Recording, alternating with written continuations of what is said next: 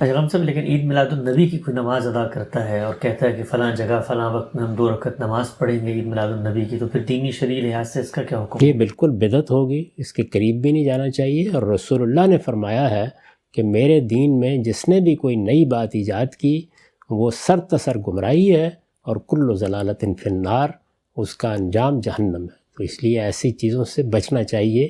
یہی چیز سورہ اعراف میں بیان کی ہے، جہاں 5 ان چیزوں کا ذکر کیا ہے جن کو اللہ نے حرام قرار دیا ہے، ان بنیادی چیزوں کا۔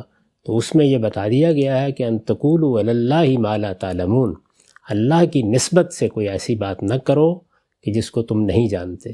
اگر کوئی نماز اس دن پڑھنا ہوتی تو اللہ کے رسول اس کو شروع کرتے، قائم کرتے۔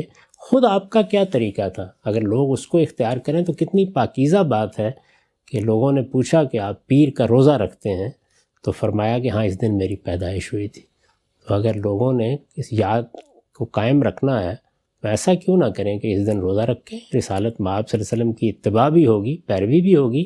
میں جو بنیادی بات عرض کر رہا ہوں وہ یہ ہے کہ اللہ کے رسول اور رسول اللہ صلی اللہ علیہ وسلم کے صحابہ، یعنی محمد الرسول اللہ والذین معہ، ان کے طریقے ہی پر قائم رہنے کا نام دین ہے۔